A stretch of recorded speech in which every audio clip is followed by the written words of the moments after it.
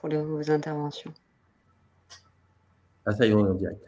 Bien, bonjour à vous, les internautes qui suivaient cet épisode numéro 3 des experts du quotidien. Donc, je rappelle à tous ceux qui n'ont pas assisté aux deux premiers de quoi il s'agit.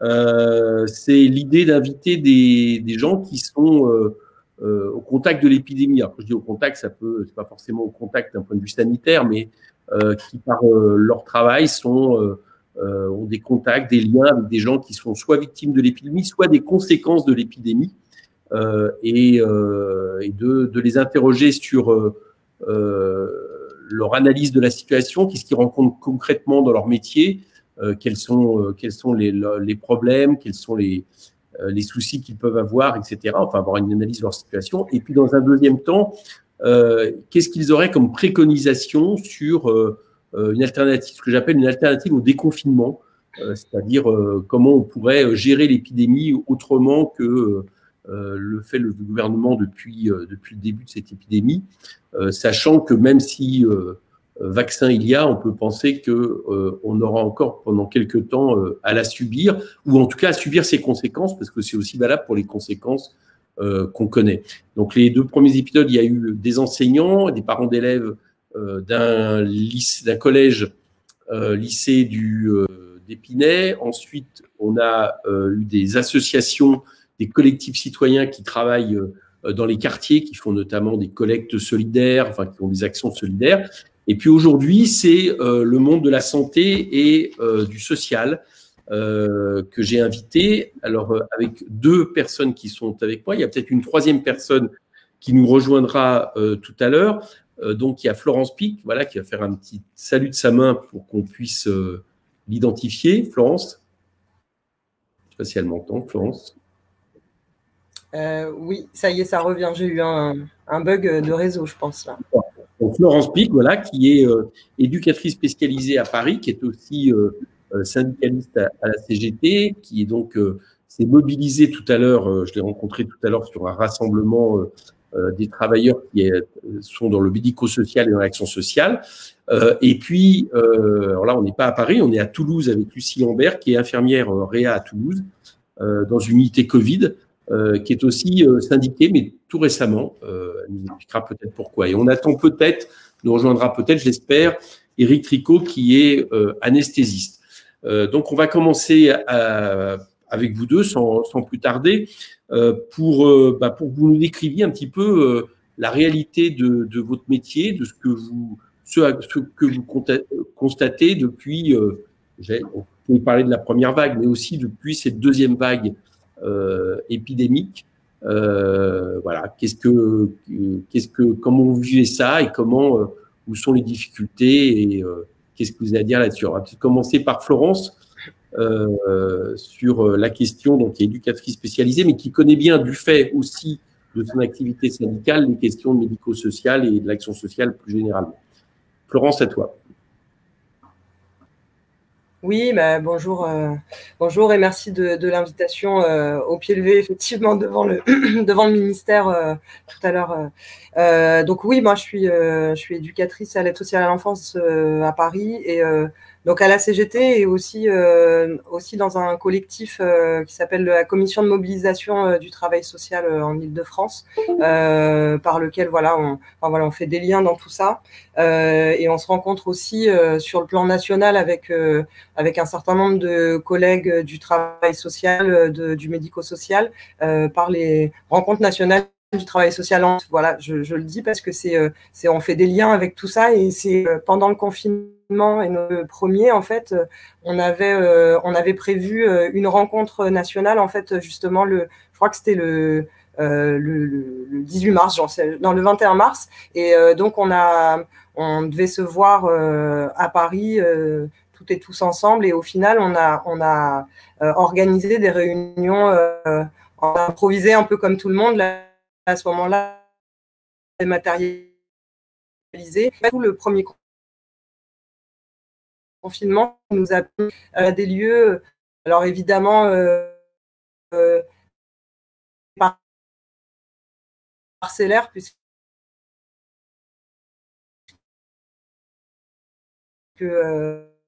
il n'y avait pas tout de France non plus. Mais ça nous a permis de voir, parce que j'ai... Alors, est-ce que tu m'entends? Bah, je t'entends. Tu es sur quel t'es sur Wi-Fi? Ouais, j'ai un...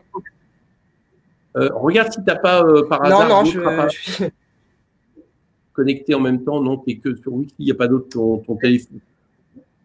Il n'y a que toi qui es connecté. Non, je suis sur... Bon, ok, c'est pas grave.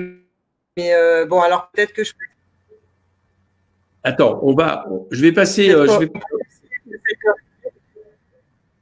Je vais passer la parole à Lucie sur la même question et je vais essayer de voir avec toi comment on essaye d'arranger les choses. OK? Lucie? Alors, je vais me permettre de reprendre la parole. Du coup, j'ai entendu une partie de ton intervention, mais pas tout, Florence. Donc, moi, je suis Lucie. Donc, je suis en effet infirmière en réanimation depuis de nombreuses années. J'ai aussi travaillé aux urgences.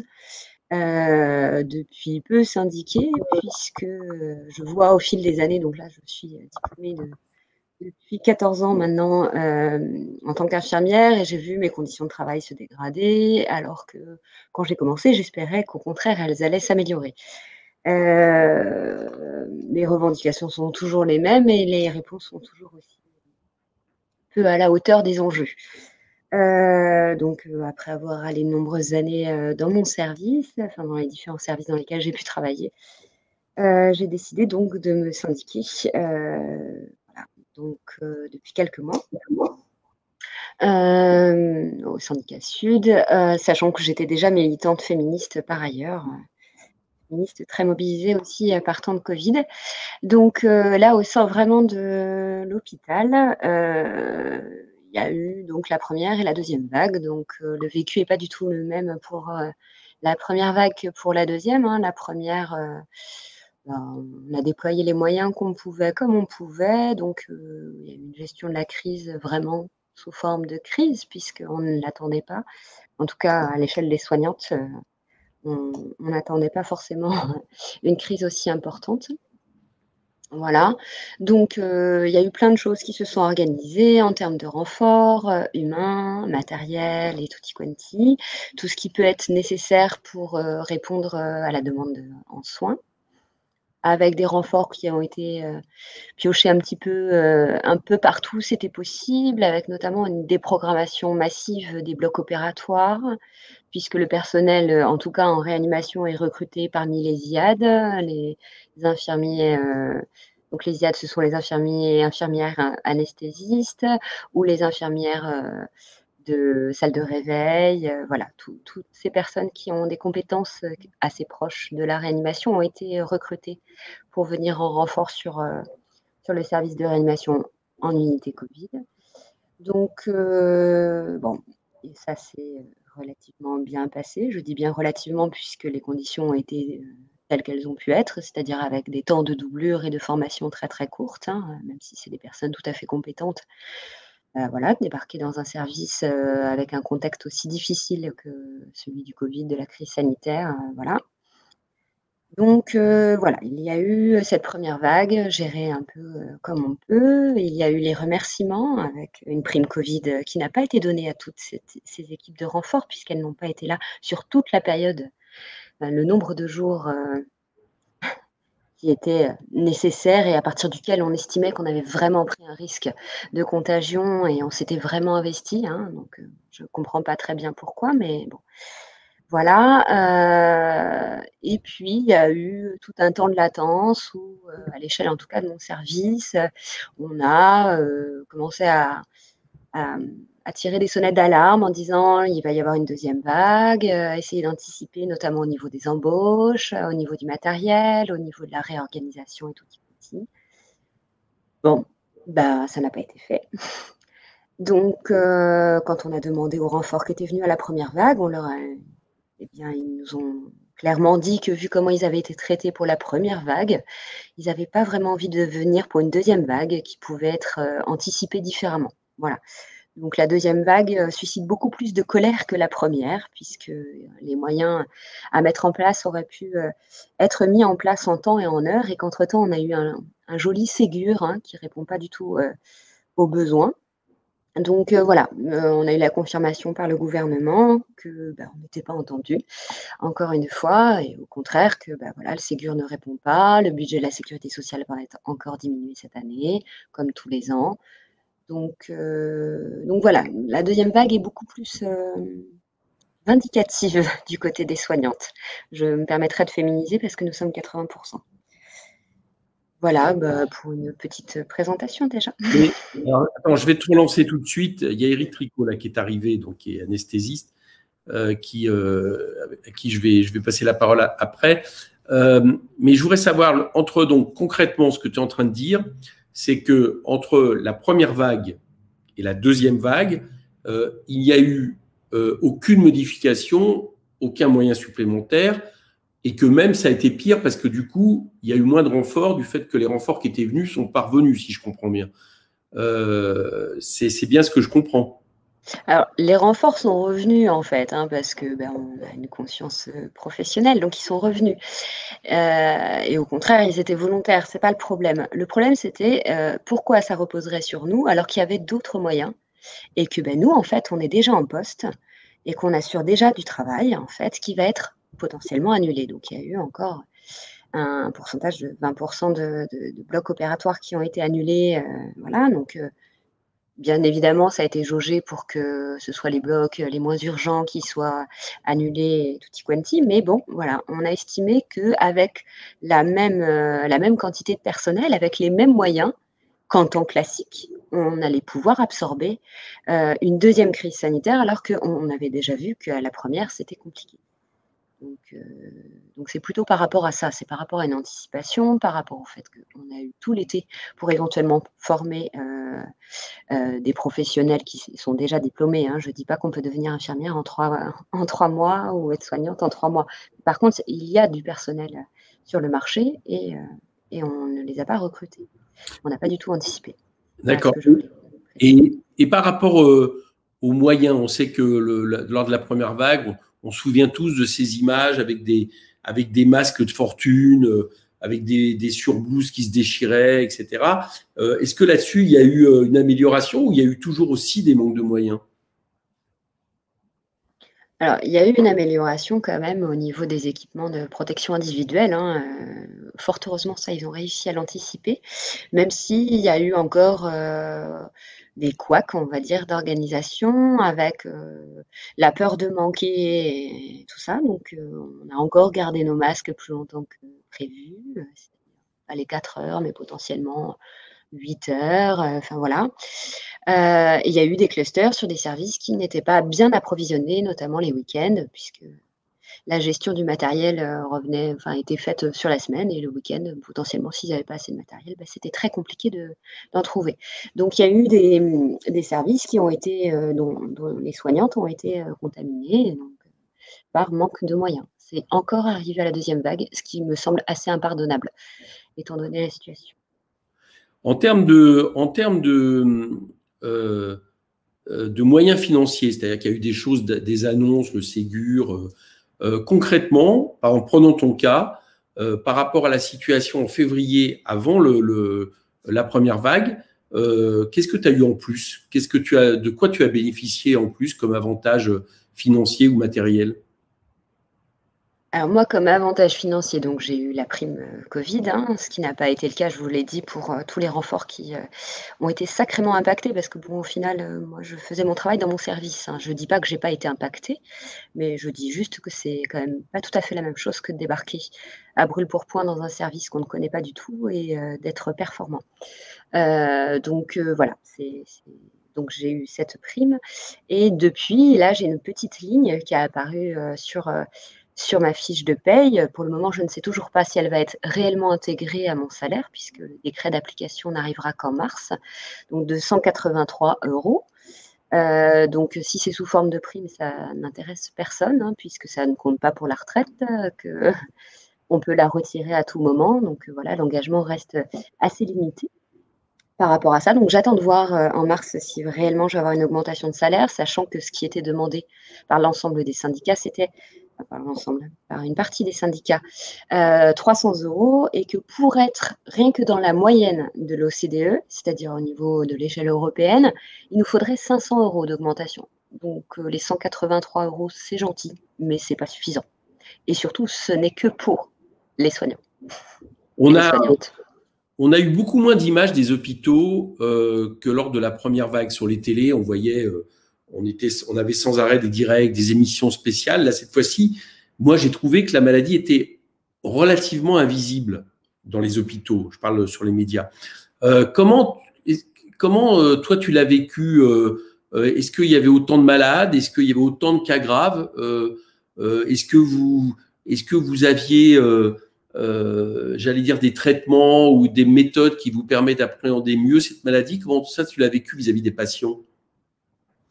Alors vraiment par rapport à la prise en charge des patients, donc ce qui s'est passé, c'est que les stratégies de soins, les prises en charge en tout cas, ont été modifiées au fil du temps quand même. On a compris des choses sur cette maladie, au fil des mois et donc on a un peu moins de patients en réanimation. On en a eu moins qu'à la première vague, sur l'échelle de Toulouse en tout cas, mais on en a eu moins en réanimation. C'est-à-dire qu'on en a eu quand même beaucoup sur d'autres services. C'est-à-dire qu'avant, on intubait, mon collègue pourra me contredire s'il faut, mais à environ 70 % des cas très graves, et 30 % avec de l'oxygénation hyperbare, on va dire, vraiment sur les cas graves. Maintenant, la tendance est plutôt inversée, donc c'est des patients qui peuvent avoir de l'oxygénation hyperbare dans des services conventionnels. Alors, ça, conventionnels entre guillemets, hein, puisque c'est censé être dans des services quand même de soins intensifs qui ne sont pas normés comme nous on peut l'être. Et donc, quand je dis normés, c'est-à-dire que normalement, par nombre de soignantes, on a un nombre de patients en réanimation, ce qui n'est pas le cas pour les soins intensifs. Donc, ça donne des marges de manœuvre beaucoup plus importantes. Donc, on en a eu moins en réanimation, mais il y a eu des cas graves qui ont été même dans les services. Voilà, donc la charge pour les autres services, les services conventionnels ou les services de soins intensifs, est restée très importante. Dernière question, Lucie, sur cette partie-là. Ça fait combien de temps que tu es infirmière en réa? Alors, j'ai travaillé 8 ans sur un autre CHU à Angers, et là, ça fait 2 ans que je travaille en réanimation. Et entre-temps, j'ai travaillé à mi-temps. Je travaille à mi-temps sur les urgences et la réanimation. Donc, j'ai quitté les urgences juste avant la vague. Aujourd'hui, tu gagnes combien par mois? Je suis à 2 000 €. T'estimes là sur la dernière période depuis février, tes horaires, ça a été quoi? Alors, les horaires, en fait, elles ont été beaucoup bousculées pendant la première vague. C'est-à-dire qu'il fallait faire face au planning. Donc, encore, moi, je fais partie de l'unité, donc c'est un peu différent. Mais sur les renforts, il y avait des renforts qui avaient leur planning pour le lendemain à 17 h. Voilà ce qui s'est passé au niveau des plannings. Les plannings, on a fait comme on a pu avec des personnes qui se retrouvent avec des heures supplémentaires très importantes, puisque nous avons eu un taux d'absentéisme pas du tout lié au Covid, hein, mais lié à l'épuisement notamment des soignantes et des soignants, important, plus important que classiquement. Et donc, on s'est retrouvés à avoir presque besoin de renforts sans Covid, c'est-à-dire juste pour de l'absentéisme important. Et donc, mes collègues parce que moi, je refuse de faire des heures supplémentaires, sauf si il y a absolument une grande nécessité, c'est-à-dire vraiment un remplacement urgentissime, mais je pense qu'il y a d'autres solutions que de pratiquer les heures supplémentaires. Donc, mes collègues ont fait énormément d'heures supplémentaires. Ce n'est pas une solution, hein. On demande depuis très longtemps un pool de remplacement ou des effectifs supplémentaires pour pallier à ça. Grosso modo, on avait, depuis la crise Covid, 15 % d'absentéisme chez les infirmières, alors qu'on a des capacités d'absorption de 6 à 8 %. Donc vous imaginez que tout le reste, en fait, est compensé par des heures supplémentaires.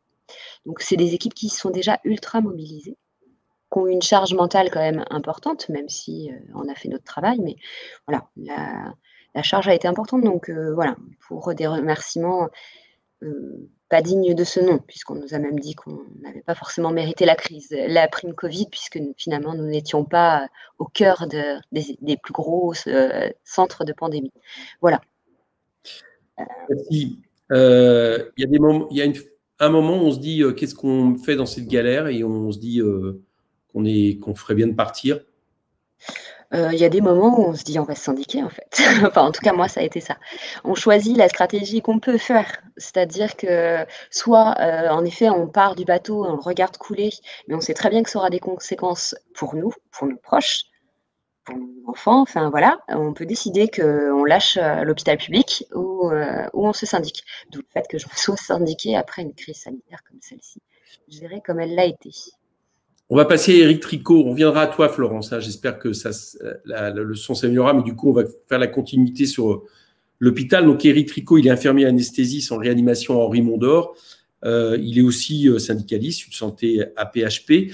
Éric, je voulais un peu compléter les propos que tu as dû entendre de Lucie. Donc, non pas dans ce qu'il conviendrait de faire, ça va être dans une deuxième partie, on va y revenir, mais dans la manière dont tu as vu la gestion de ce Covid à l'hôpital, que ça soit première vague et puis aussi surtout la deuxième vague. Comment tu as vu ça? Bonsoir, excusez-moi d'être en retard. Voilà, c'est les impondérables des embouteillages sur Paris avec la pluie. C'était le bulletin météo. En ce qui concerne la première vague, il faut la remettre dans son contexte, hein, ce contexte qui était si particulier de deux clusters majeurs en France, à savoir l'Île-de-France et la France Est, et d'autres régions et d'autres territoires de France qui n'étaient pas inondés de patients Covid. Donc c'est ces renforts-là qu'on a eu, c'est ces gens-là, c'est ces personnels-là qui sont venus nous renforcer sur l'Île-de-France et qui sont venus aussi renforcer les camarades qui étaient dans l'Est de la France. C'est ce qui a fait toute la différence avec cette deuxième vague, c'est que tous les territoires de France ont été touchés et ont été submergés par les maladies Covid, par les patients Covid. Et donc, les renforts qu'on avait initialement, ils ont été, eux, obligés de rester sur place pour faire face aux patients qui étaient dans leur propre territoire. Donc, on s'est retrouvés démunis. Lucie l'a très, très bien expliqué dans la gestion humaine. Moi, je pointerai du doigt la différence avec la première vague sur la gestion humaine des personnels. C'est que autant la première vague, on a fait face à un décloisonnement de corps de métier, et c'est ce qui a vraiment, c'est ce qui nous a, nous, pas touchés, mais motivés encore plus. C'est qu'il n'y avait plus ces corps de métier ou ces castes professionnels de médecins, d'infirmiers anesthésistes, d'infirmiers de bloc opératoire, d'infirmiers de réa, d'aides-soignants. Tout le monde travaillait vraiment main dans la main. C'est quelque chose qu'on n'avait pas vécu depuis très très longtemps. Et moi, souvent dans mes interventions, je disais que la dernière fois que j'avais vécu ça, c'était la période SIDA. Et donc la période SIDA, ça me remonte quand j'étais tout jeune diplômé infirmier. Par contre, ce qui fait la deuxième vague, même si je la vis beaucoup moins en tant qu'acteur, parce que pour différentes raisons, c'est la souplesse sur les plannings. Et ça, c'est vrai, les collègues sont vachement compliants. Moi, j'ai jamais vu autant de collègues être compliants comme ça par rapport au desiderata et surtout à la doctrine de management de nos cadres. Mais voilà, on est un corps de métier où c'est notre héritage, hein, peut-être notre héritage religieux, j'en sais rien, mais n'empêche qu'on fait preuve en tout cas de beaucoup, beaucoup de souplesse.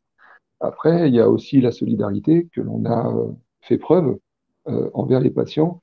Alors, je sais pas, je suis arrivé un peu en retard, je ne sais pas ce qui avait été mis en avant lors de la première vague.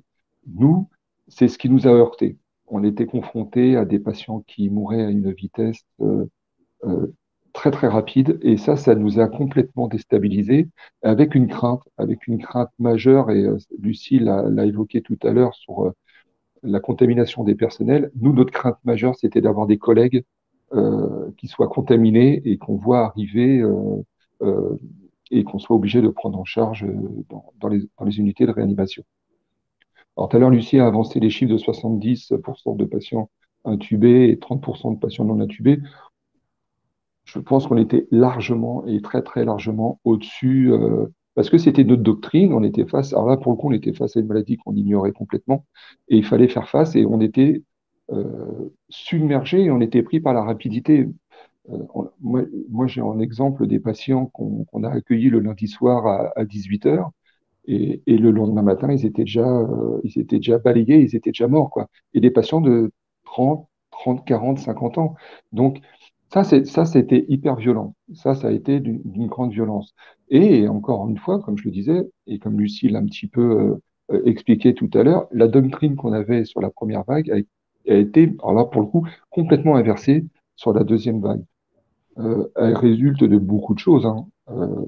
Et on le voit là actuellement, ça avait fait un petit peu la une des journaux sur la contamination, comment les bronchiolites et même les infections digestives qui sont en chute libre parce que masque et parce que lavage de mains, n'empêche que comment nous, on a complètement inversé et cette doctrine maintenant, c'est qu'on met les patients sous oxygénothérapie. Et parce que derrière aussi, on a eu tous ces tests et qu'on a élargi les tests et qui a permis de tout de suite d'identifier les personnes qui étaient Covid, qui eux-mêmes, se sachant malades, se présentaient aux urgences en disant, voilà, je suis PCR+, et tout de suite, on mettait en œuvre une organisation sanitaire et une doctrine de soins qu'on n'avait pas sur la première vague. Alors pourquoi je disais que je suis moins confronté sur la deuxième vague? Ben, comme Eric le présentait, moi je suis syndicaliste et autant la première vague, j'ai remis tout de suite mes mandats à disposition de la direction de l'hôpital Henri Mondor à Créteil et j'ai dit très bien, je suis infirmier spécialisé en anesthésie au bloc opératoire, j'ai un passif d'infirmier de réanimation et donc tous les spécialisés, comme là pour le coup des infirmiers anesthésistes, on a été très rapidement orientés dans les services de réanimation parce que les patients étaient confrontés avec des respirateurs et ça, c'est notre quotidien à nous. Euh, et ben c'est pareil, pour le coup, les infirmiers de réa, moi je leur tire mon chapeau, ils nous ont accueillis à bras ouverts. Même nous, on n'avait pas, enfin, on faisait preuve d'humilité parce que moi, ça faisait 20 ans que je n'avais pas fait de réa, donc autant dire que la réorganisation en service de réa, elle est complètement différente. J'ai réappris à travailler avec des collègues parce que moi, mon binôme principal face à un patient qui est anesthésié pour le chirurgien, c'est le médecin anesthésiste, voire même tout seul.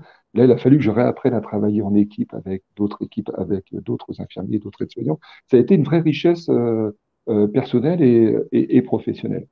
Voilà. Après, là maintenant, sur cette deuxième vague à proprement parler, euh, j'ai envie de dire, on est presque agréablement surpris, tant les chiffres, parce qu'on avait nos modèles aussi, nous, et on s'était projeté, on a fait des parallèles avec la grippe espagnole. Euh, Heureusement, on n'a pas atteint les chiffres de mortalité liés à la grippe espagnole pour différentes raisons, et puis surtout parce qu'on est en 2020 et que les progrès de la médecine ont fait énormément de progrès. Par contre, on est toujours en colère.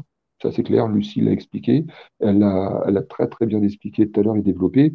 On est en colère parce que entre début juin et début septembre, enfin mi-septembre, début octobre, il y avait matière à travailler autour, s'imprégner et s'enrichir de ces expériences. À notre grand regret, ça n'a pas été fait correctement. Ça a été fait, mais pas à hauteur. Ça veut dire, Eric, que ce que tu confirmes de ce qu'a dit Lucie tout à l'heure, en gros, la vague finalement n'a pas été aussi violente que ce qui était attendu dans les modèles.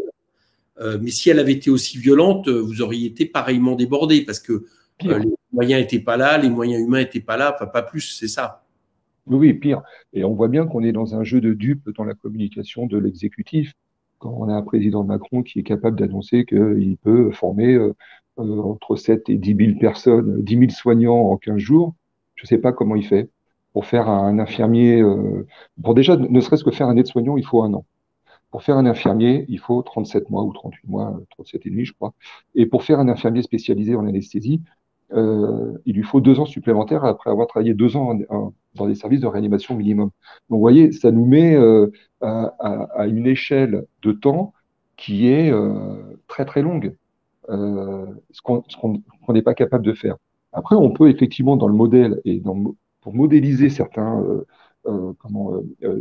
services qui ont été, par exemple, pris en exemple comme l'Allemagne ou d'autres pays, on peut transformer des lits qui sont dits, nous, en soins intensifs, on les transformer en réa. ou prendre des soins de médecine et les transformer en soins intensifs. Ce qui fait juste le delta et ce qui fait toute l'importance de ça, c'est justement qui on met autour du patient. Parce que vous pouvez habiller tous les services, et nous, on en a été la preuve sur Horibondor, puisqu'on a répondu à la communication de l'exécutif avec ce fameux bâtiment que nous, on a appelé, entre guillemets, très vulgairement, sans manquer de respect à qui que ce soit, mais Covidland, parce qu'on a eu ce renfort humain de toutes les provinces de France. Si tel avait été enfin, à hauteur égale la deuxième vague, on n'aurait pas pu faire face. Parce que Lucie l'a expliqué, les personnels sont complètement épuisés. Les vacances, ça a été très très dur. Même là, actuellement, on se projette sur les fins de vacances de fin d'année et on entend des cadres qui nous disent ben, vous ne prendrez pas vos 15 jours de vacances si vous les avez posés. Même une semaine, ça va être compliqué. On va être peut-être obligé de vous solliciter pour revenir. Voilà le discours qu'on avait dès septembre. Vous voyez, comment se projeter au retour de vacances sur une deuxième vague que nous, on avait modélisé aussi, hein, on se disait, mais c'est pas possible. Pour le coup, on va être tué à la tâche. Donc, voilà, heureusement, entre guillemets, heureusement, à la date d'aujourd'hui, la deuxième vague n'a pas été à hauteur, parce qu'on n'aurait pas pu faire face, et c'est ce que je disais tout à l'heure, et Lucie l'a expliqué, ce sont des ratios humains, soignants-soignés. On est dans l'incapacité de le faire. On est dans l'incapacité d'y répondre parce qu'une politique de santé depuis des années qui a été mortifère, elle a fait référence, alors moi je l'avais noté sur mes notes, ça tombe bien, Lucie, on a fait référence au niveau de l'OCDE, je rappelle qu'on est 27e, le salaire moyen d'un infirmier français se classe 27e sur le salaire moyen des infirmiers européens. C'est-à-dire qu'on ne valorise pas la profession d'infirmier et le personnel soignant en France. On préfère donner le fric ailleurs. Après, ça ouvre un débat. Hein. On l'a bien vu avec le CICE.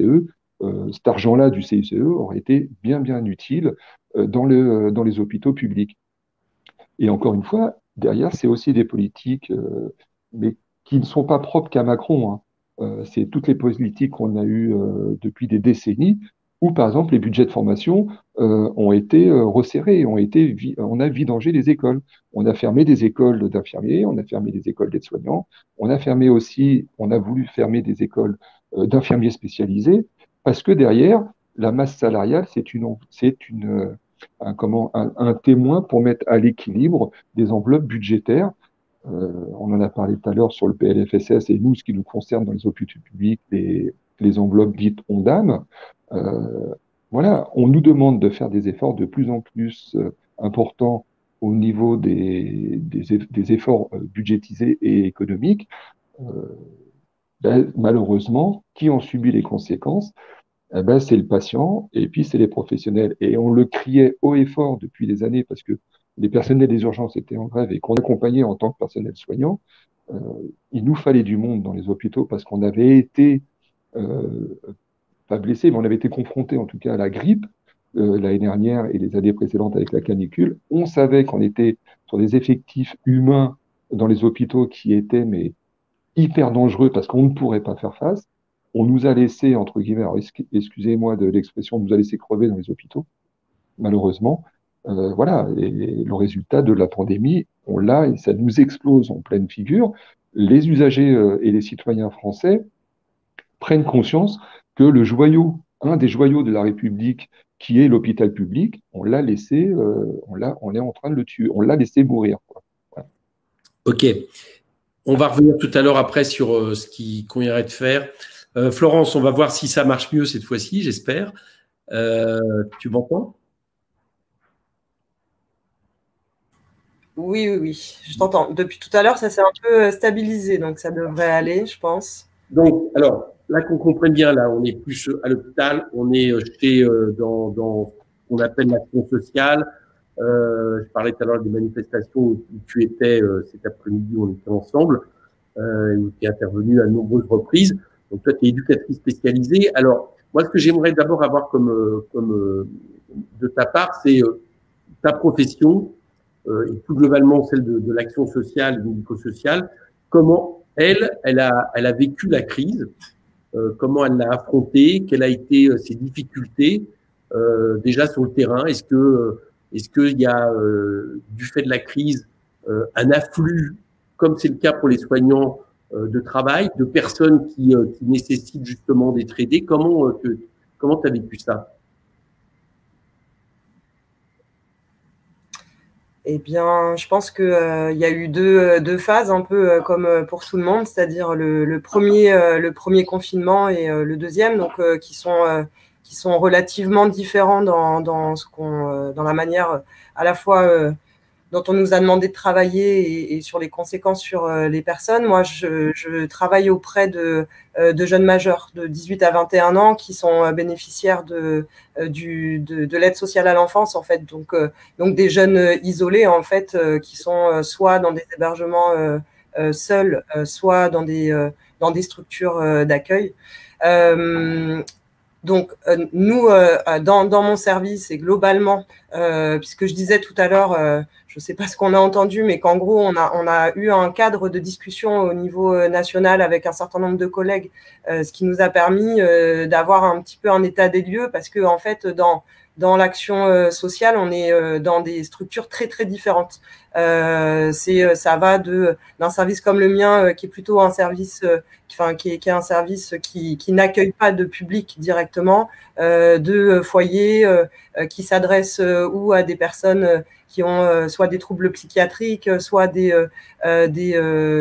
handicap physique, mental, des enfants. Voilà, enfin toutes les personnes qui ont une raison d'être soit aidées, protégées ou qui sont particulièrement vulnérables. Je pense aussi aux personnes sans logement, aux personnes sans papier, voilà, enfin toutes ces personnes-là, quoi. Donc c'était très variable. Moi, par exemple, notre service a fonctionné avec une permanence à minima. Donc sur un service de 30 personnes, on était 3-4 tous les jours. Donc le reste de l'équipe en fait était en télétravail. Donc bon, du coup là plus spécifiquement, je peux en parler, hein, le télétravail, on nous a demandé très rapidement de rentrer chez nous, enfin le jour de l'annonce du confinement. En fait, rien n'avait été préparé déjà, alors que à l'intérieur des équipes, ça faisait quelques jours déjà qu'on essayait de questionner sur la manière dont on allait fonctionner si ça arrivait, puisqu'on l'entendait quand même, les écoles avaient fermé quelques jours avant, etc. Donc tout ça s'est improvisé au dernier moment. Bon, on a laissé le bénéfice du doute sur l'effet surprise un peu. Donc on est rentré chez nous et on a travaillé de chez nous avec des moyens tout à fait improvisés. Avec voilà un peu ce qu'on a entendu, hein, de manière générale sur la question du télétravail improvisé, de la solitude, de l'isolement, des difficultés matérielles. Nous on s'est aperçu au bout de plusieurs semaines quand même que on avait des collègues qui allaient très très mal, qui avaient dû travailler toute la journée en gardant leurs enfants en bas âge. Il y avait rien qui s'était vraiment organisé, et tout ça dans nos métiers. En fait, c'est à la fois le travail d'équipe, c'est un de nos outils. Et puis en fait, il s'est ajouté à ça l'inquiétude pour en tout cas moi, dans mon service, pour les jeunes en l'occurrence, qui eux étaient aussi confinés chez eux, mais chez eux pour certains c'est l'hôtel, chez eux pour certains c'est des structures collectives qui sont pas du tout adaptées à ce genre de situation. C'est des situations de précarité, hein, de toute façon. Et là, la question de l'école pour eux, en fait, c'était complexe, puisqu'il y en a beaucoup qui n'avaient pas du tout de matériel informatique, parce que faut savoir que des jeunes qui sont admis à l'aide sociale à l'enfance ne vivent clairement pas dans le luxe, hein. J'apprends rien, mais même au-delà de ça, je veux dire, effectivement, on n'a pas pu leur débloquer des aides matérielles pour qu'ils puissent simplement suivre les cours. Enfin voilà, donc des situations de grande précarité, donc d'inquiétude en fait pour eux. Nous, on est un peu calibré sur un taux de situation par personne qui est impossible à gérer en fait. Donc voilà, juste moi j'ai à peu près 90 jeunes en suivi. Donc voilà, il a fallu tous les appeler, il a fallu essayer de débloquer des aides financières au pied levé, les faire venir, sans parler de tous ces jeunes en fait qui, comme on l'a entendu quelquefois aussi, en fait vivent de débrouille en fait, hein, d'une vie sociale qui se trouve pas chez eux en fait, et qui en fait se sont retrouvés parfois arrêtés par la police parce qu'ils s'étaient fait arrêter plusieurs fois sans attestation, sans voilà. Donc il y en a quelques-uns qui sont passés devant la justice pour ces questions-là. Donc on s'est quand même, c'est vrai, retrouvé dans une situation où c'était un peu difficile de gérer à la fois sa propre angoisse, parce qu'on a été beaucoup à être soit touché directement, soit touché par des proches, par la question de la maladie, mais aussi à côté de ça par les jeunes. De mon mandat syndical, en fait, j'ai aussi eu beaucoup de retours de mes collègues qui travaillent en protection de l'enfance, qui travaillent en foyer. Donc eux, dans les foyers, il n'y avait pas de télétravail, hein. Ils ont été travailler tous les jours dans des conditions très difficiles, parce que de la même façon, en fait, quand on a des foyers d'accueil pour les enfants qui sont en sous-effectif, avec des sureffectifs d'enfants, c'est impossible à gérer, quoi. C'est avec le nombre d'arrêts maladie qui s'est évidemment renforcé, même si c'était déjà existant. Voilà, on a tous les cas des assistantes familiales qui, elles, accueillent des enfants placés au quotidien, et pour lesquels il y avait plus de visites pour les parents. En fait, ça a été suspendu pendant cette première période.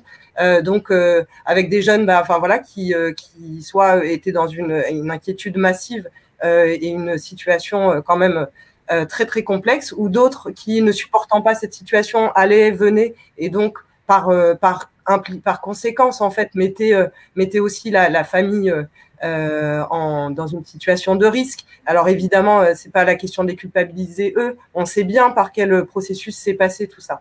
Donc, en fait, nous, ce qu'on a constaté, c'est que les problématiques dont on parlait déjà avant, en fait, elles n'ont fait que se renforcer. Et c'est vrai que c'était inentendable le fait de dire oui, mais on ne pouvait pas se préparer. Le problème, c'est que c'était déjà une grosse galère avant, et que évidemment, j'ai l'impression que c'était un peu ce que disaient les hôpitaux aussi, c'est que oui, évidemment, on peut faire des efforts, travailler plus s'il faut, et c'était ce qui se passait en fait. Mais si on n'avait pas été sous-dimensionné, et si on n'avait pas cassé tous les services, en fait, ça se serait pas du tout passé comme ça. De la même façon, quand je disais pour les foyers, et je parle là c'est le social, le médico-social, ce qui s'est passé dans les EHPAD, c'était quand même terrible en fait. Ça a été un drame humain, un drame social, parce que à la fois les résidents, on sait bien ce que c'est devenu. Dans beaucoup d'EHPAD, il y a eu des morts en pagaille, et au niveau des salariés, c'était invivable, quoi. C'est usant, fatigant, stressant, à faire des heures sans plus pouvoir, et avec franchement des niveaux de revenus qui sont pas acceptables. Donc l'idée, c'est pas de dire qu'il faudrait payer pour se mettre en danger, mais quand même, quoi, un minimum de reconnaissance. Donc ça, c'est toute la première vague. J'en oublie forcément, parce que franchement, on a eu un nombre de témoignages qui était assez impressionnant en fait. Enfin, on a réussi à se rencontrer régulièrement pour c'était pas que pour faire des constats, c'était pour avoir une idée de la manière dont ça se passait, mais c'était surtout pour se donner un peu des manières d'analyser la situation, et de pas se laisser avoir quand même par les directives qu'on nous donnait, quoi. En ce qui concerne le télétravail, ça a été vraiment généralisé dans les services sociaux. C'est quand même compliqué de télétravailler quand on est auprès d'un public.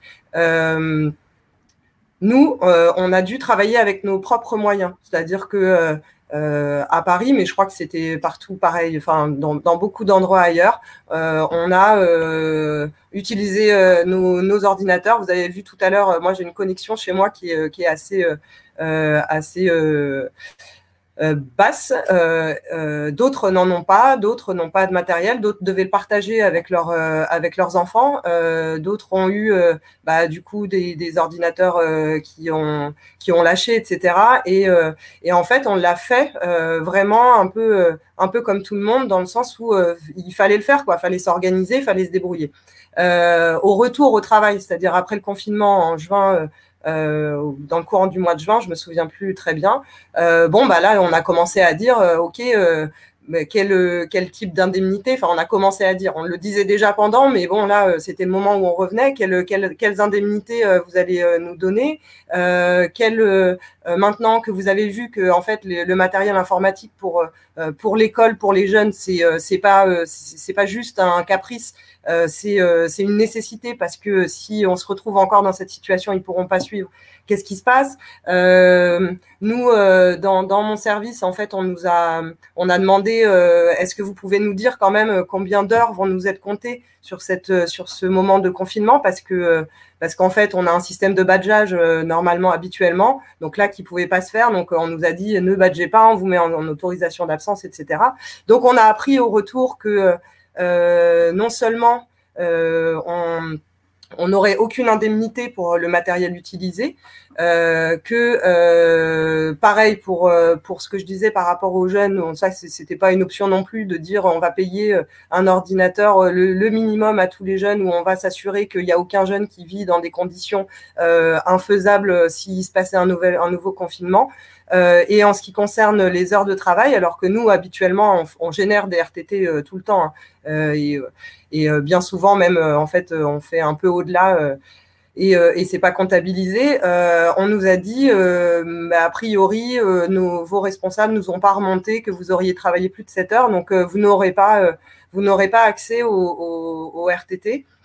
Donc, en tout cas, nous, on a fait grève, en fait. Dès le 15 juillet, on était en grève, donc on nous a rétabli les RTT, mais c'est quand même, c'était quand même très, très dommage de devoir perdre du salaire, montrer qu'on n'allait pas se laisser faire pour pouvoir récupérer des heures travaillées, parce que la réalité, ça a été qu'en fait, en nombre d'heures consécutives, on peut pas le définir, en fait. On peut vraiment pas définir combien de temps on a travaillé, mais ce qui est sûr, c'est qu'on a travaillé aussi le samedi, le dimanche, on a travaillé les jours fériés, on a travaillé à des moments, parce qu'en fait, comme on utilisait nos portables personnels, tout naturellement, quand les personnes avaient besoin de quelque chose, elles nous appelaient. Enfin, voilà, du coup, il y avait un espèce de mélange complet entre la vie privée et la vie professionnelle. Enfin voilà, c'était une période quand même très très particulière. Et là, je parle pour ce que moi j'ai vécu, mais il y a eu toutes les personnes qui ont dû aller travailler et qui se sont retrouvées au début sans aucune protection, aucune protection sanitaire, ni pour elles, ni pour les personnes accueillies, qui ont dû faire des heures à non plus savoir quoi faire. On a eu aussi une remontée des problématiques des étudiants en travail social, qui en fait ont dû stopper leur stage, etc., mais qui ont été largement appelés à former une réserve sociale, en fait, comme il se passait dans le sanitaire. Le gouvernement s'est dit, tiens, puisque il y a quelque chose comme ça qui se passe dans le sanitaire, on va demander pareil aux étudiants et aux étudiantes, sauf que la réalité, c'est que c'était sous-payé, que c'était pas dans des conditions acceptables, puisque c'était toutes les conditions que je vous décrivais tout à l'heure. En fait, c'était pour remplacer les gens, remplacer les postes vacants et remplacer les gens qui étaient en arrêt maladie. Donc, en fait, nos rencontres là dont je parlais tout à l'heure, ça a permis aussi de réfléchir à ça, parce que la première des envies, ça a été de dire oui, en fait, et aussi par rapport aux étudiants qui se sont dit, moi, je veux mettre la main à la pâte, sauf que la réalité, c'était que c'était les mettre dans une situation intenable, en fait, dans des situations d'accueil complètement dégradées. Et donc, bon, je pense qu'il y en a quelques-uns et quelques-unes qui ont accepté, mais il y en a aussi beaucoup qui ont refusé, en fait, parce que c'était pas du tout, c'était même méprisant, en fait, sur la manière dont c'était appelé. Donc, il y a eu un certain nombre de choses sur la première période de confinement où on s'est retrouvé à la fois un peu sidéré, à la fois avec l'envie d'être impliqué quand même pour aider les personnes les plus vulnérables et à la fois dans une situation aussi personnelle très très compliquée. Le deuxième confinement, il est tout autre pour nous et pour là aussi la grande majorité des personnes qui travaillent dans le social et le médico-social, c'est que là, il n'y a plus du tout, en tout cas chez nous, il n'y a plus de... on n'est pas confiné en fait, hein, on va travailler tous les jours, on reçoit le public hein, puisque l'ouverture des services publics a été maintenue et en plus on a les conséquences en fait de la crise sociale parce que la crise sanitaire mais dès le début c'était déjà une crise sociale en fait déjà avant en fait c'est ce qu'on se disait par rapport à la question de l'accès aux soins, l'accès aux droits et l'accès à une vie décente, en fait, elle était déjà très très basse. Et alors là, dans cette situation, on voit exploser en fait les demandes. Nous, en fait, dans le service dans lequel je suis, en fait, on voit surtout exploser le retard qu'on a pris, parce qu'on a pris un retard considérable. Et du coup, ça fait qu'on ne peut pas répondre de manière satisfaisante aux jeunes. Il y a, enfin voilà, il y a tellement de choses à dire que c'est compliqué à tout résumer. Je t'entends pas. Alors je sais pas ce que. Non, de tout ce que tu traduis, non, ça vient de nous. De tout ce que tu traduis, il y a de toute façon déjà une crise qui survient, épidémique qui survient déjà dans une situation qui est largement intenable. Mais en plus de ça, on vous a laissé complètement avec vos moyens, quoi, improviser pour faire face à la situation. C'est ce que je note notamment de ce que tu nous dis. Et moi, on a également la deuxième chose, et c'est au cœur de vos revendications. On en reviendra après tout à l'heure, mais il n'y a même pas eu l'ombre d'une promesse de prendre en compte, de revaloriser vos métiers. Ce qui s'est passé quand même avec le Ségur de la santé, même si c'est insuffisant pour les professions de la santé, vous n'avez même pas eu ce genre de promesse. Et la troisième chose que je voulais te demander, là tu as commencé à en parler, mais les gens dont vous vous occupez, en plus avec cette vague de pauvreté qui est en train d'augmenter dans le pays, qui a des effets en tout genre, mais également, je suppose, psychologiques sur le comportement des gens, comment tu les... après, comment tu les as retrouvés? C'est quoi cette impression des gens dont tu t'occupes? Comment tu pourrais le décrire, quoi, cette évolution en quelques mois des gens d'avant le confinement, les mêmes après cette crise? Alors là pour le coup, je parlerai vraiment des jeunes dont je m'occupe. Il y en a un, c'est très disparate aussi.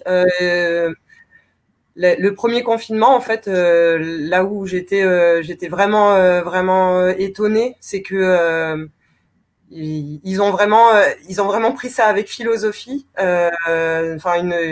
Une philosophie de vie qui m'a impressionnée en fait parce que quand je les appelais, j'avais l'impression vraiment que eux ils étaient plus inquiets ils étaient aussi inquiets pour moi que je l'étais pour eux, alors que parfois je dis parfois ils vivent dans des chambres d'hôtel, dans des chambres de foyers de jeunes travailleurs, dans des chambres d'étudiants. Enfin voilà, on connaît les conditions de vie hein, avec des moyens pour vivre ou survivre qui sont très très limités. Donc j'ai eu souvent en tout cas ce côté-là où je me disais mais c'est pas moi le sujet en fait, c'est toi, comment tu te sens, etc. Bon. Ça, c'est une première chose, mais pour beaucoup, il y a eu. En fait, c'est après en rediscutant que j'ai quand même compris qu'il y en avait beaucoup qui avaient très très mal vécu cette solitude. Pour quelques-uns, l'enfermement et la situation social et de confinement, d'enfermement a fait ressortir quand même un certain nombre de traumas. Et enfin voilà, avec tous les, ce que tu disais, quoi, les conséquences psychologiques que ça a. Il y en a beaucoup qui ont travaillé aussi, hein, parce que on parle là de la santé, du social, surtout, voilà, on mettait en avant quand même aussi toutes les personnes qui ont un travail, qui elles étaient obligées d'aller travailler parce que c'était des métiers essentiels, comme dans les supermarchés, etc. Bah, nous, on a beaucoup d'apprentis en fait, parce que ils ont pas la possibilité d'avoir enfin, il faut qu'ils aient un salaire, quoi. Donc, il y en a beaucoup qui sont à l'école et en apprentissage depuis déjà très jeunes, et donc qui travaillaient et qui se sont organisés comme ça. Et c'est toutes les conséquences. Donc voilà, les conséquences psychologiques, c'est très clair. Qu'il y a beaucoup qui ont subi une solitude extrême en fait. Et les conséquences maintenant, c'est pour tous ceux qui cherchent du travail, une grande difficulté à chercher du travail, une grosse difficulté sur la question de la régularisation au séjour, parce que les préfectures ont été fermées sur la première partie du confinement. Alors évidemment, il a été dit que tous les titres de séjour, par exemple, étaient prolongés de 6 mois, sauf que en fait, par exemple, il y a plein d'administrations qui demandent un justificatif, quoi.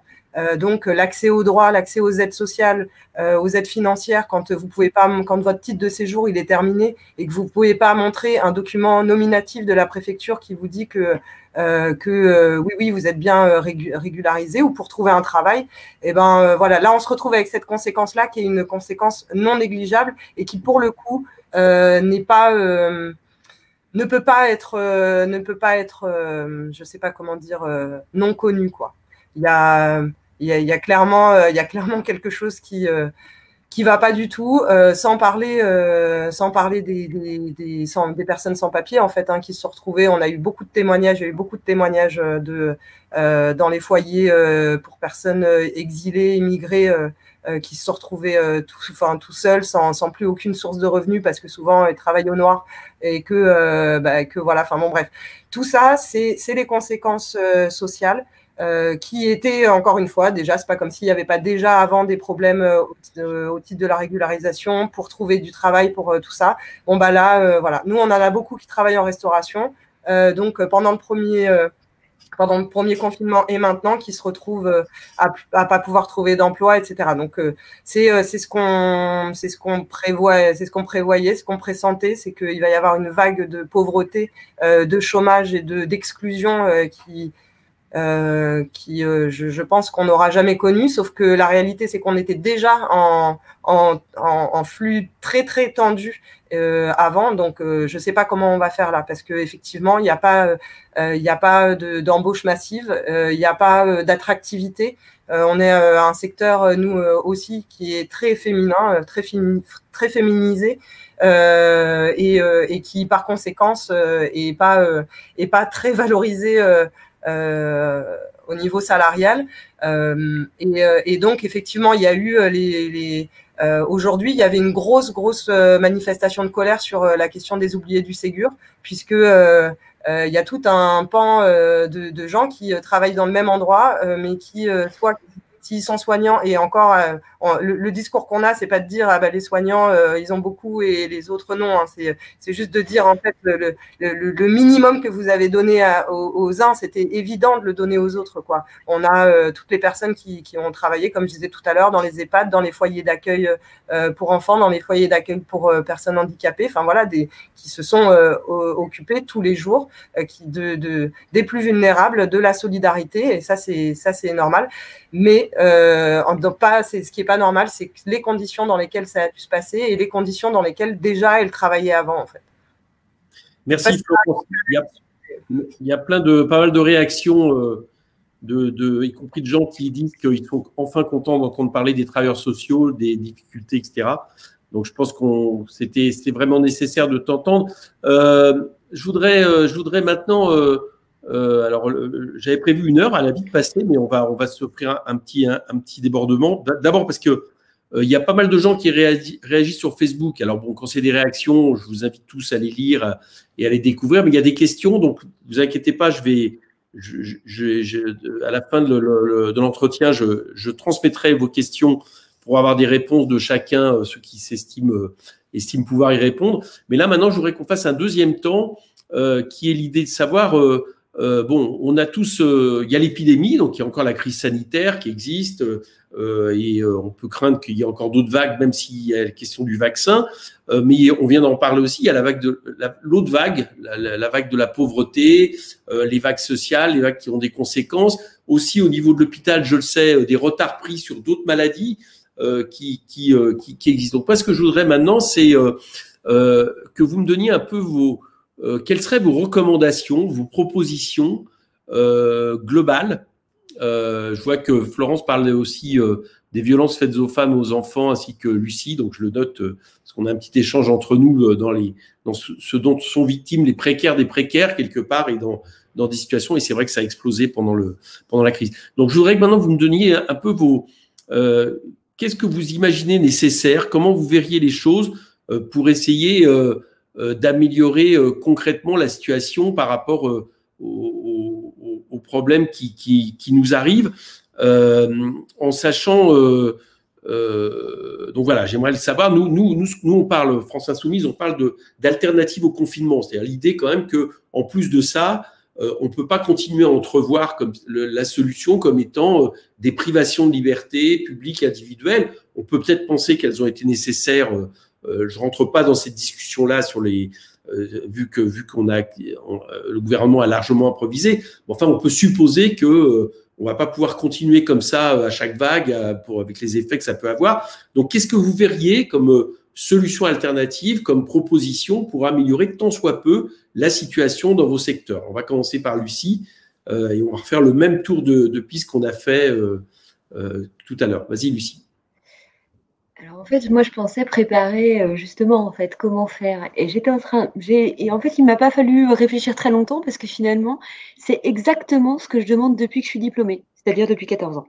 Voilà, en fait c'est d'avoir un système de santé performant en dehors déjà de toute crise. Donc moi j'ai surtout parlé du côté sanitaire parce que c'est ce que je maîtrise le plus, mais en fait on a un secteur de la santé et au médico-social, c'est la même chose de toute façon, qui n'est pas du tout considéré comme une priorité par les gouvernements successifs. Donc en fait, que ce soit dans le sanitaire comme dans le médico-social, des embauches massives, c'est-à-dire que nous, par exemple, on demande 1500 embauches à l'hôpital et on nous dit on en a fait 500. Oui, mais en fait, ces 500-là, ça représente 480 départs vacants remplacés. Donc, en fait, vous avez fait 20 embauches. Merci, c'est très gentil. Voilà, au niveau de l'échelle d'un hôpital comme le mien. Donc, par rapport aux primes Covid, aux salaires, je crois qu'on a déjà évoqué ce que les soignants voudraient. Bon, j'aimerais quand même aussi beaucoup que les étudiants infirmiers, quand ils viennent en renfort, les étudiants IAD, quand ils viennent en renfort, soient payés comme des vrais soignants, hein, et pas comme des étudiants, hein, ce qui est le cas aujourd'hui en fait. Hein. Les étudiants infirmiers ne sont pas du tout payés, et les IAD, ils sont payés parce qu'ils ont comme salaire de base, c'est-à-dire pas les nuits, pas les week-ends, alors que toute leur vie est bousculée par ça, mais peu importe. Une reconnaissance de la maladie Covid comme une maladie professionnelle et pas comme une maladie ordinaire, c'est-à-dire 100 jours de carence, hein, ce qui est un frein notamment pour certaines personnes pour s'arrêter, et pour un suivi médical aussi derrière, puisque par contre, si j'attrape la tuberculose sur mon lieu de travail, là j'ai un suivi. Mais le Covid, a priori, ça atteint beaucoup trop de personnes pour que ce soit le cas. Une attractivité et financière des renforts, ça c'est sûr, parce qu'on nous avait promis, nous, il y a eu une grève justement des renforts dont je vous parlais tout à l'heure, qui a eu lieu, et en fait, elle a juste abouti sur, on proposait d'embaucher au moins les nouveaux arrivants avec des échelons un peu supérieurs, voilà, ce qui n'était pas énorme, et de reprendre leur ancienneté, ce qui devrait être normal, et ça n'a pas été fait. Donc voilà, donc vraiment une reconnaissance à hauteur. Et puis au-delà de ça, il y a tout ce qui est formation continue et promotion professionnelle, c'est-à-dire que quand on évoque qu'on a du mal à embaucher, mais formés, en fait. Il n'y a que 50% sur l'hôpital de Toulouse qui est financé alors qu'ils ont eu leur concours. C'est des gens qui ont leur concours, mais à qui on n'offre pas la possibilité d'aller dans les écoles. Écoles qui, en effet, je ne reviens pas sur ce qu'a dit Eric, mais en effet, ils ont des quotas qui ont diminué. C'est vrai que c'est plus facile de dire qu'on n'arrive pas à embaucher quand on ne forme pas. C'est plus facile, c'est quand ça devient une réalité, en fait. La réalité, en fait, c'est la conséquence des années précédentes. Clairement. Donc voilà, moi j'étais horrifiée d'apprendre la diminution du budget de la sécurité sociale, partant de crise sanitaire. Nous, on a eu un courrier de l'ARS gentiment public qui félicitait l'hôpital de Toulouse pour avoir diminué des lits, pour avoir diminué la masse salariale des paramédicaux, mais pas assez des médicaux. Et puis au niveau des paramédicaux, il faudrait encore faire des efforts. Et au niveau des lits, c'est pareil. Alors moi, je ne crois pas que ni le Covid, ni plein d'autres pathologies se traitent en ambulatoire ou dans je ne sais quelles conditions. Donc clairement une ouverture de lit. Parce que là, faire pousser comme des petits champignons plein d'hydréa, c'est bien mignon, mais le reste de l'année, on en manque. Et là, on en manque pour les autres pathologies, en fait. Donc, ça pose quand même des problèmes importants.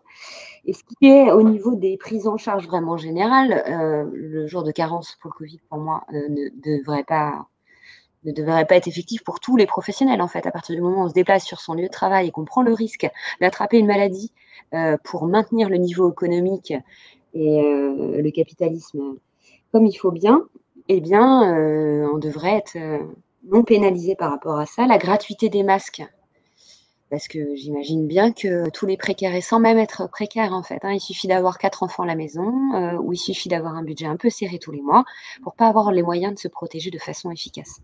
Voilà. Donc, et puis, moi, je vois toutes les réformes qui tombent, là, qui continuent à tomber. Il y a pas que l'assurance chômage, par exemple, en fait. Je ne vois pas comment, en crise sanitaire, on peut se permettre de continuer à bien tout casser. Voilà. On a un plan d'action, on a envie de tout détruire.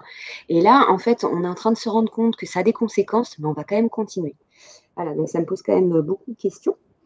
Et puis, pour avoir aussi un pied dans les urgences, je vais parler des violences faites aux femmes et aux enfants, en effet, avec une recrudescence pendant la première vague. On attend le résultat de la deuxième vague, mais des moyens qui ne sont pas du tout déployés pour protéger les femmes et les enfants.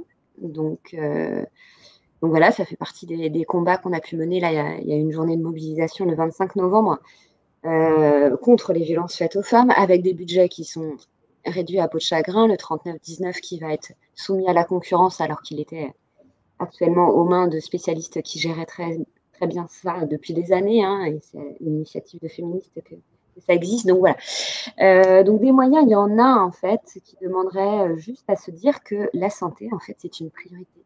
Ça ne s'achète pas en fait. Et que moi, je n'ai pas envie de me dire que parce que je ne me suis pas défendue depuis l'intérieur du bateau, comme on parlait tout à l'heure, mon père de plus de 60 ans, qui est personne à risque, s'il était à Mulhouse, s'il avait attrapé le Covid, il serait mort. Voilà, c'est tout ce que j'ai à dire. Je finis sur une touche un peu affective, mais franchement, quand j'ai réalisé que sur des centres épidémiques en France, par manque de moyens et d'anticipation, on n'était pas capable d'assurer la santé des Français. Je ne parle pas de l'international parce que c'est catastrophique aussi. Je suppose, Eric, que tu iras dans le même sens que Lucie. Peut-être tu vois des éléments à compléter, des choses à préciser. Non, je pense que Lucie a démontré, a développé en tout cas tout ce qui touche à l'hôpital et pour faire fonctionner un hôpital public. Moi, j'irais même plus loin sur les faits sociétaux, euh, dans les thématiques employées par l'exécutif. Quand vous avez un président qui est capable de parler pardon, de guerre, euh, si on avait voulu être soldat, croyez-moi, je me serais engagé dans les paras tel que j'ai fait mon service militaire dans les paras-commandos et je serais resté là-bas. J'étais pas en guerre contre le Covid, on était en guerre contre la mort, certes, mais on était en guerre, on était plutôt en guerre contre les moyens qu'on n'avait pas. C'était ça notre problématique majeure. On nous a mis en première ligne, on nous a acheté au front, pour le cas, alors là, pour le coup, de reprendre une thématique gouvernementale, mais sans moyens. C'est bon, comme si on avait demandé au RAID et au GIGN d'intervenir. Là, je fais référence avec, parce que c'est les dates anniversaires sur les attentats, à Damary Lélis, et de dire, ben, vous y allez en string et en slip pour essayer d'arrêter deux dangereux terroristes. Vous voyez, ben, nous, on a été dans ce cas-là. On était des soignants et on nous a mis au front et sans moyens. Ça a été le premier truc. Après, au niveau politique, c'est pareil. Moi, je suis amer avec ces politiques. Ils ont beau faire des jeux de communication. Je rappelle simplement que Castex a été un des rédacteurs du rapport qui a accouché de la T2A, de la tarification à l'acte, et qui est en train de tuer l'hôpital public.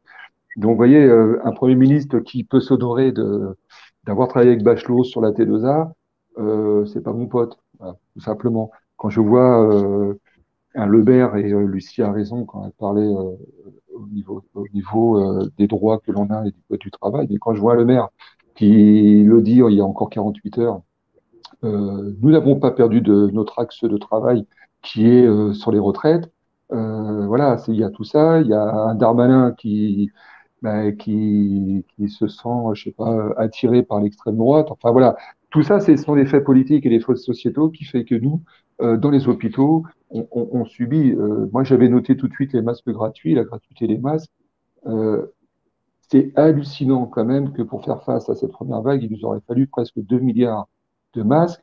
On a abordé cette première vague avec 1 million 200 000 masques. C'est un budget, c'est une enveloppe budgétaire qui est conséquente. Euh, Tous les Français ont contribué à ce que l'hôpital public puisse faire face.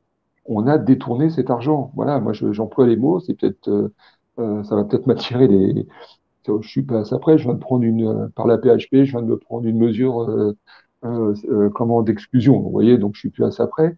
Mais n'empêche que pour vous dire que euh, il y a eu de l'argent qui avait été mis dans les hôpitaux publics et cet argent il a été détourné.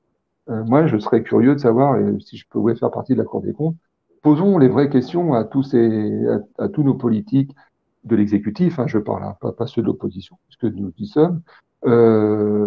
Et tu en es un exemple, en tout cas avec beaucoup de valeur, Eric. Mais voilà, ce sont des questions qui nous posent vraiment une problématique majeure, c'est que l'hôpital public n'a plus les moyens et on lui donne pas les moyens.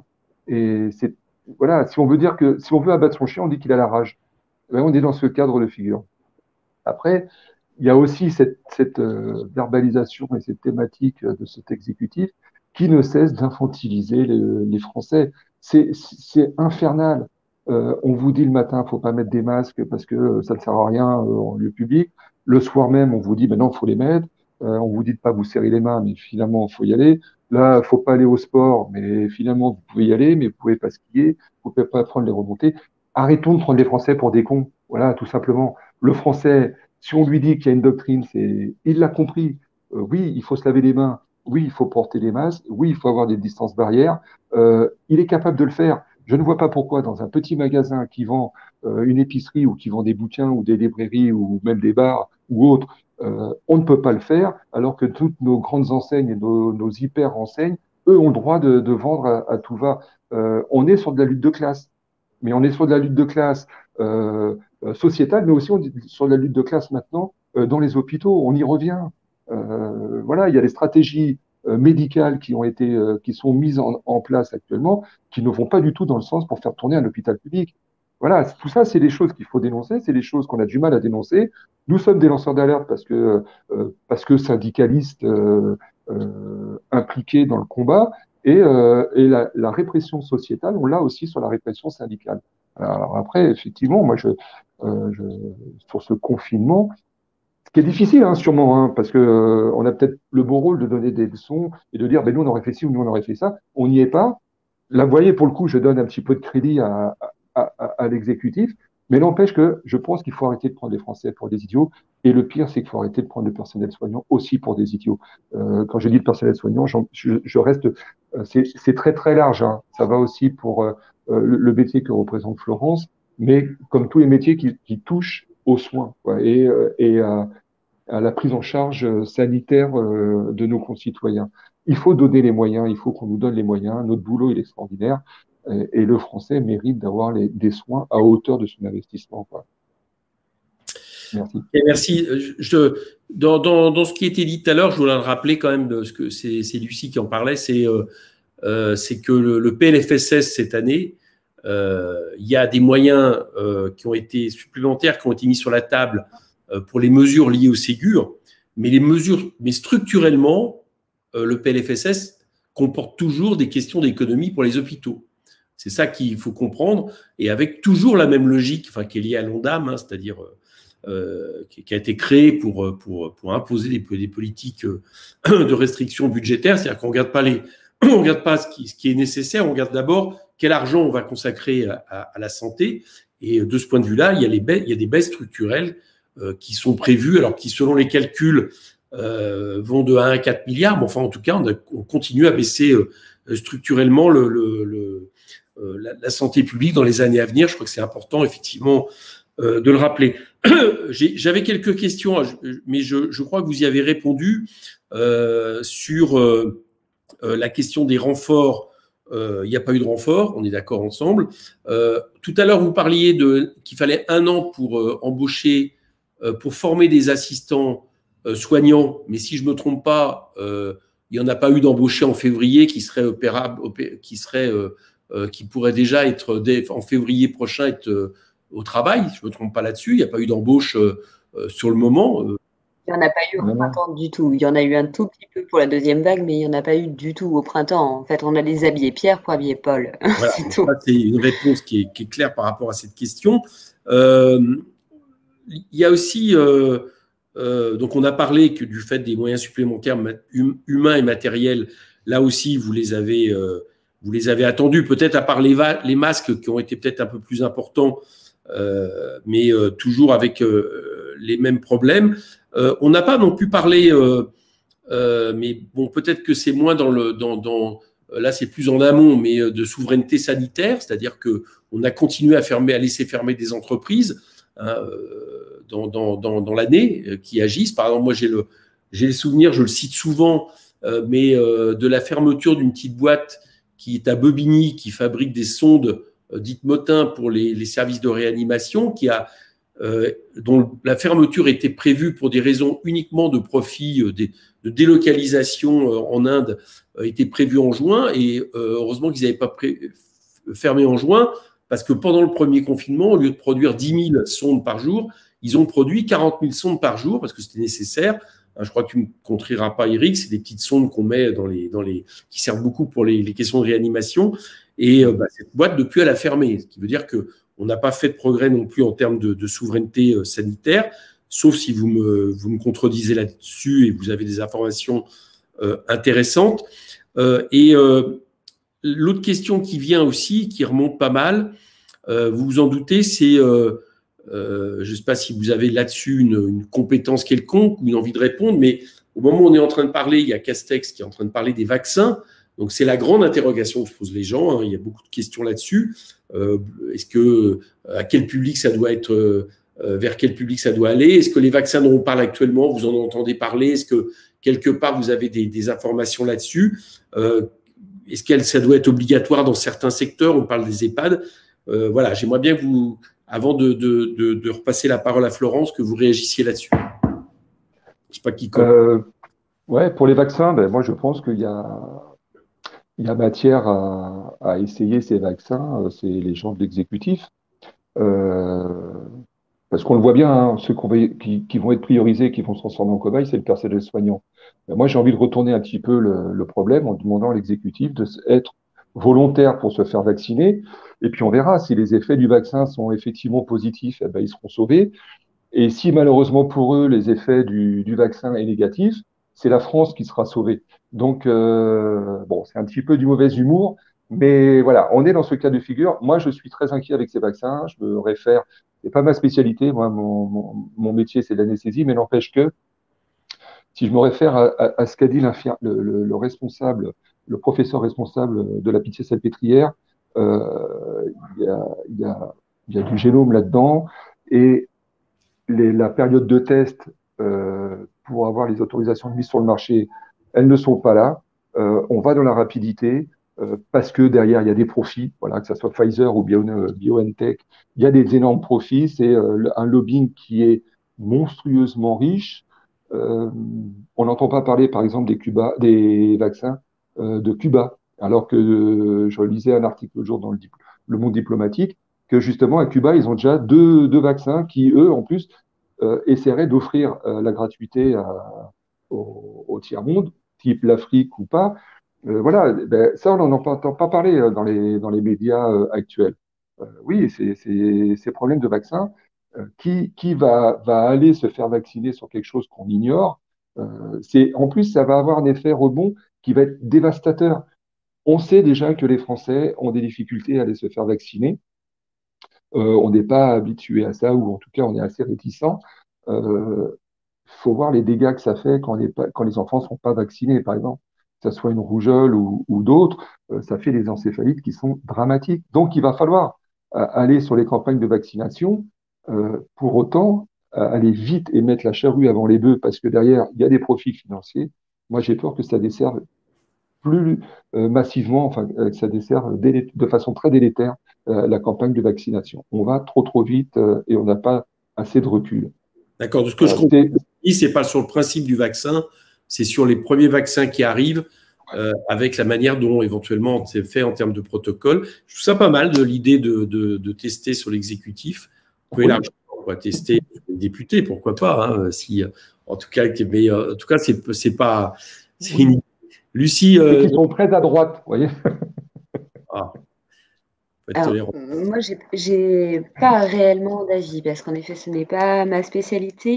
Donc, sur la question du vaccin, j'arrive pas trop à me positionner. En effet, j'ai quand même rarement vu un vaccin aussi vite mis sur le marché. Après, les moyens déployés étaient conséquents quand même, hein, puisque en quelques jours, nous avons vu je ne sais combien de protocoles dans notre service. Des protocoles de recherche pour essayer de trouver une solution. Bon, il s'avère qu'on a quand même avancé au niveau de la prise en charge, mais on utilise à peu près les mêmes médicaments qu'au départ. Mais pour le traitement, je veux dire. Pour le vaccin, la question que je me pose, c'est que s'il s'avère qu'il est efficace, je le souhaite, comment va-t-il être distribué, en effet ? Qui en bénéficie, combien ça va coûter. C'est-à-dire que, étant donné qu'on n'est même pas capable d'offrir des masques, je me demande comment on va faire pour offrir des vaccins. Donc, j'ose espérer que, bien évidemment, la gratuité sera évidente pour le gouvernement, mais je n'en suis pas sûre.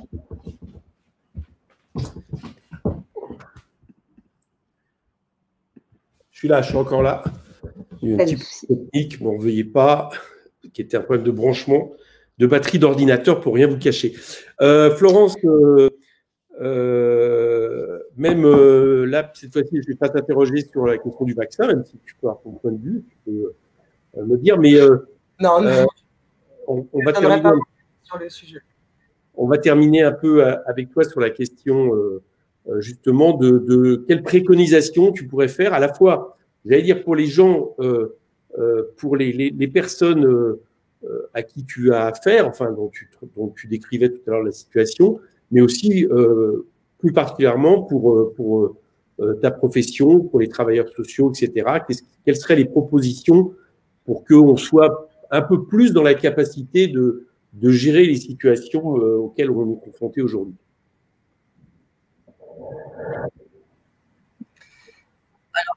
Le problème de cette question, c'est est-ce que les propositions que je fais, c'est du à minima ou est-ce que je décris la situation que je pense être celle qu'il faut organiser pour que tout ça n'arrive plus. Enfin voilà, et la situation de crise qu'on vit. Je pense que nous, on avait là des revendications qui étaient qui allait un peu dans les deux sens, c'est-à-dire qu'on avait des demandes de revalorisation salariale qui étaient celles de 300 €, hein, qui en fait ne vont pas non plus changer plus que ça la vie des gens. Ça, c'est pas ça qui va créer des embauches. Enfin voilà, donc on a des demandes d'embauche, mais à la fois et puis dans les revendications qu'on avait, c'était aussi l'accès au logement, à la santé, aux aides sociales et à l'emploi pour toutes et tous. Mais ça, c'est pas valable maintenant en fait. Enfin, c'est pas valable dans cette configuration cette configuration-là. Donc c'est vrai que c'est toujours un peu complexe en fait de répondre à cette question. Moi, les choses que j'ai un peu notées, je crois qu'une des choses que j'avais déjà moi en tête, mais qui m'a encore le plus frappée, c'est que il me semble qu'il faut que les décisions elles soient prises par les personnes concernées,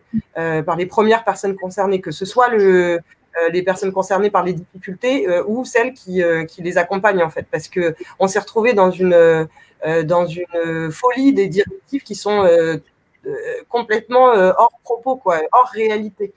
Donc déjà ça c'est pour moi une des premières choses, quoi, c'est que en fait les décisions soient pas prises par des gens qui ne connaissent pas le terrain, quoi.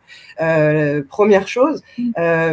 Deuxième chose aussi qui est à la fois en lien avec ce qui se passait avant et encore plus maintenant, puisque moi je suis fonctionnaire et une des choses qu'on nous a pas mal répété, que ce soit de la direction, de la hiérarchie, etc., c'est oui, vous avez effectivement, on sait que c'est compliqué, mais enfin bon, vous êtes à la fois pas viré et puis en fait vous êtes payé à 100%. Donc on aurait dû se l'écraser pour cette raison-là. Mais moi, ce que je réponds à ça, c'est les collègues qui se font virer et les collègues qui sont en chômage partiel, en fait, je vais les soutenir, quoi. Moi, je veux tirer les choses par le haut, pas vers le bas. Donc, il y a ça aussi, c'est la renationalisation de tous les services de solidarité, de soins, d'accès à l'aide. Enfin voilà, c'est pas possible en fait de faire du profit sur la solidarité. Donc ça, c'était une de nos revendications aussi. L'arrêt de la marchandisation du social et de la santé, hein, évidemment. Et donc le fait que le retour au service public qui soit au service de la population et non au service d'économies qui seront faites pour montrer qu'en fait ça marche pas le service public et donc il faut privatiser et donc se faire du profit sur ça.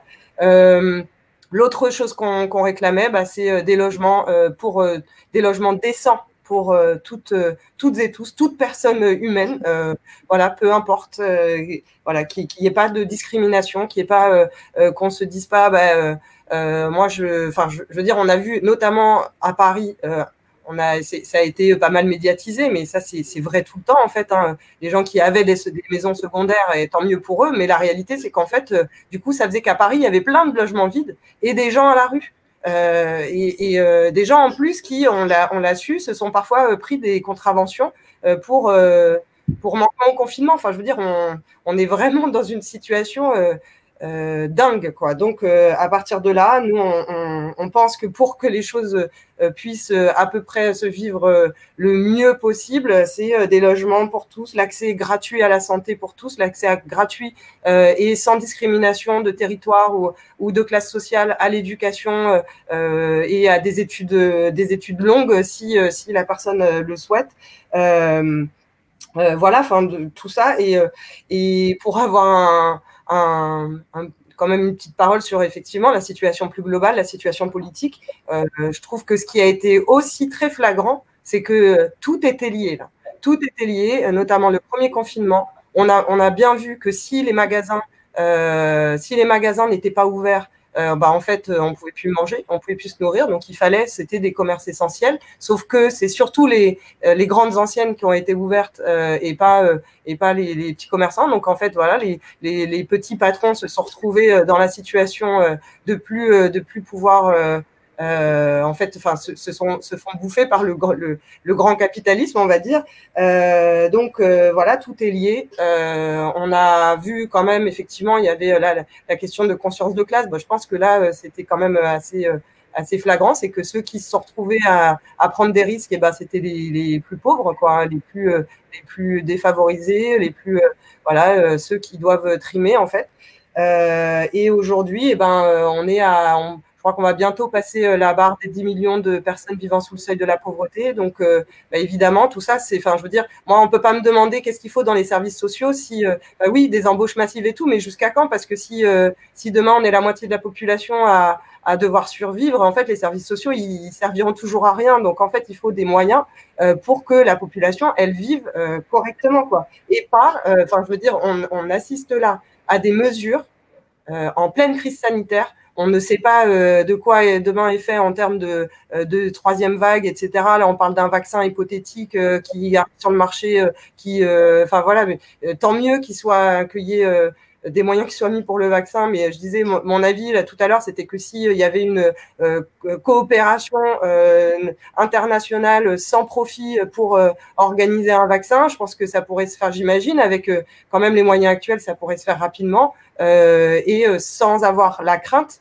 de se faire, enfin voilà, sans avoir la crainte actuelle que ce soit, on dit de voir les tests, si on dit de le tester sur les gouvernants aujourd'hui, s'il sort demain, c'est qu'il y a quand même un doute sur le fait que ce soit pas du profit, etc. Mais bon, en même temps, je pense qu'il faut je pars dans la question du vaccin alors que je voulais pas, mais il y a le gouvernement là, en fait, ce qu'il fait, c'est que au lieu de nous mettre tout ce que je disais de tout à l'heure, qui en fait assurerait la santé et la sécurité de tout le monde, bah, en fait, il nous sort une loi de sécurité globale pour quoi? Pour nous restreindre encore plus nos libertés. Il nous sort des lois sur le séparatisme. Il nous sort il nous ressort la loi sur la réforme des retraites.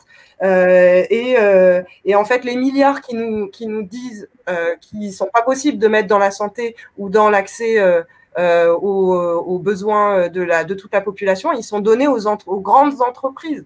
Donc, en fait, il existe cet argent. Donc, si on me pose la question de qu'est-ce que je pense qu'il faut faire pour réduire les inégalités, réduire les risques, etc., bah, en fait, le problème, c'est que c'est tout ce chantier-là qu'il y a à faire. Et donc, ouais, ça ne peut pas se résumer à des revendications dans le social ou même des revendications dans la santé, puisque là, nous, ce qu'on a bien vu, c'est qu'effectivement, la crise sanitaire, elle ne peut pas se résoudre s'il n'y a pas des moyens donnés pour que les gens vivent dignement, en fait, puisque les possibilités de se protéger, de protéger son entourage, ça, c'est possible, mais c'est possible quand on vit pas à 15 ou j'ai peut-être à 15 dans un 20 mètres carrés, et j'exagère même pas. Moi, j'ai travaillé avec des familles qui vivent à 5 dans un 9 mètres carrés. Je veux dire, c'est ça la vérité aussi. Du coup, la situation qu'on a montré là, des différences entre les quartiers populaires où il y avait du monde, où ils respectaient pas le confinement, mais comment vous voulez respecter le confinement quand vous vivez dans des situations comme ça, ou quand vos ressources pour vivre, c'est de faire les marchés, c'est complètement fou en fait.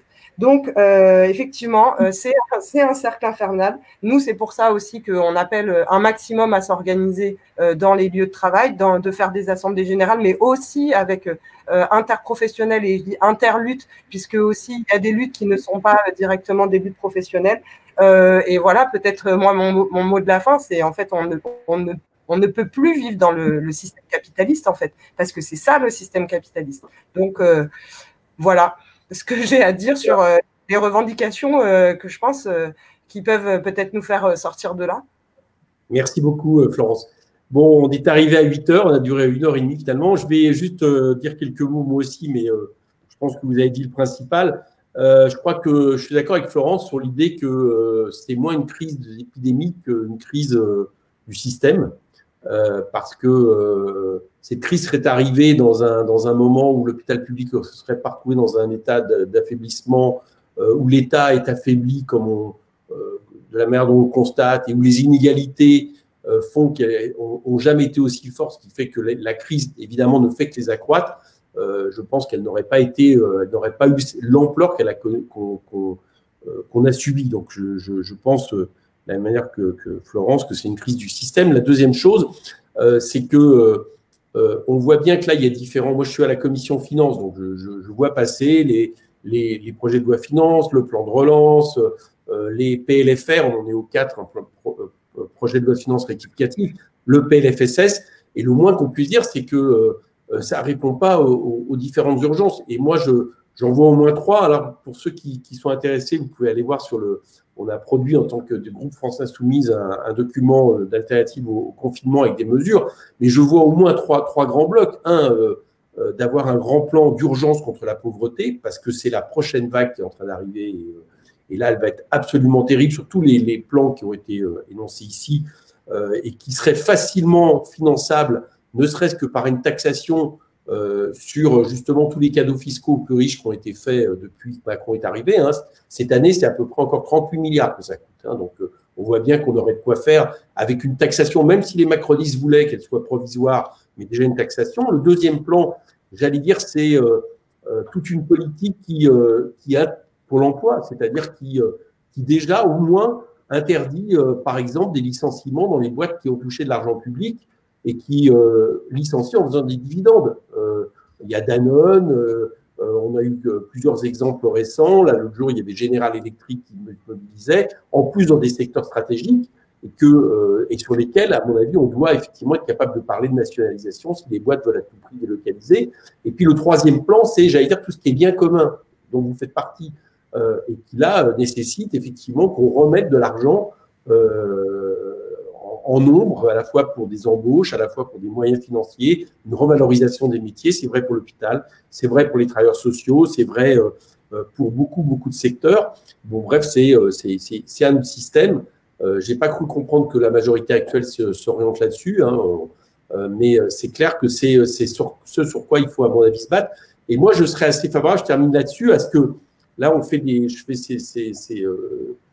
ces entretiens, je vous dis, il y a des mesures qui existent, des mesures d'urgence, mais si effectivement, à la sortie de ce confinement, le mouvement social pouvait se mobiliser sur un certain nombre de mesures d'urgence qui répondraient au moins tout de suite, là, comme ça, à la crise qui nous est posée et se mobiliser dessus, je pense que ça serait quelque chose d'assez utile. Voilà, moi, c'est en tout cas un signal, ce que vient de faire un peu Florence, d'ailleurs, si j'ai bien compris, ce qu'elle a dit à midi lors du rassemblement, un signal que je donne, c'est-à-dire de ne pas attendre longtemps avant qu'on se remobilise sur des choses qui sont absolument indispensables pour que le pays ne plonge pas plus avant. Voilà ce que je voulais dire, moi, de mon côté. En tout cas, je vous remercie beaucoup d'être venus. Il y a plein de commentaires qui montrent que c'était hyper intéressant et que ça a atteint son but, c'est-à-dire des gens qui sont sur le terrain, mais qui sont capables aussi, évidemment, de faire des propositions à la fois sur leur concret, sur ce qu'ils rencontrent, et puis sur plus global. Je vois qu'Éric a envie de dire quelque chose. Oui, juste pour finir, je ne voudrais pas avoir le monopole de la fin et du mot de la fin. C'est juste une petite affiche qu'on a fait. Alors, je vais essayer de la mettre comme ça. Vous vous souvenez, ça avait fait la une des médias où on avait réussi à écrire SOS sur la façade de l'hôpital Henri Mondor à Créteil. Voilà, demain matin à 8 h, il y a une mobilisation, il y a une AG des personnels. Voilà, c'était juste le petit message que je voulais passer. Donc, s'il y a des Cristoliens et s'il y a des gens de Bonneuil, de Maison-Alfort, d'Alfortville, enfin de toutes les communes qui touchent l'hôpital à Créteil, eh bien, vous êtes 8 h. Florence, tu as une mobilisation à laquelle appeler dans ton secteur? Oui. Alors déjà, je redis, tout à l'heure, j'ai fait un peu la liste des rendez-vous quand on était au rassemblement. Le premier, c'est la manifestation de samedi contre la précarité et la loi pour le retrait de la loi de sécurité globale, où nous, on va avoir un cortège représentatif du travail social dans un cortège interprofessionnel. On fait une assemblée générale dématérialisée sur l'application Discord, donc avec la commission de mobilisation du travail social en Île-de-France, le mardi 10 décembre. Et on donnera les informations des rencontres nationales aussi, puisqu'on continue de se rencontrer aussi, pour l'instant dématérialisé, sur des applications. Et donc j'invite s'il y a des travailleurs, des travailleuses des services sociaux, à aller voir la page Facebook de la commission de mobilisation du travail social, parce qu'on donne toutes les infos. Et on a appelé aussi à rejoindre la mobilisation des coordinations de sans-papiers qui seront en grève le vendredi 18 décembre.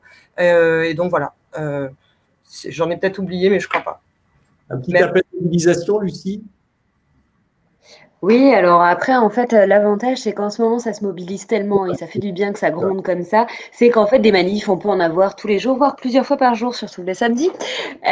Donc là, samedi 5, c'est une manifestation contre la réforme de l'assurance chômage à 14 h à Saint-Cyprien. Et à 11 h 30, donc Saint-Cyprien, un petit peu en arrière, c'est... Ah. Non.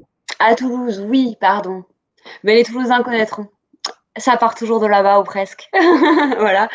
Et à 11 h 30 au Monument aux Morts contre la loi sécurité globale. Et la prochaine date côté soignants et services publics médico-sociaux, ce sera le 12 décembre. Super. À 14 h à Saint-Cyprien, à Toulouse. Mais renseignez-vous, il y a des dates partout, ça gronde dans tous les sens. Et à peu près partout, il y a des cortèges. Donc, je confirme le rendez-vous de samedi. C'est Porte des Lilas à Paris. Il y en a plein d'autres ailleurs, mais c'est Porte des Lilas à Paris à 14 h pour qu'on soit très, très nombreux parce que ce n'est pas seulement l'article 24, c'est toute la loi sécurité globale qui est achetée. On peut y arriver. Moi, je suis sûr qu'on peut y arriver. Donc, il faut être au moins aussi nombreux que la dernière fois. Voilà. Donc, on s'y retrouvera à samedi. Merci à vous d'avoir été là. Ciao. Merci. Merci. Merci. Merci. Au revoir.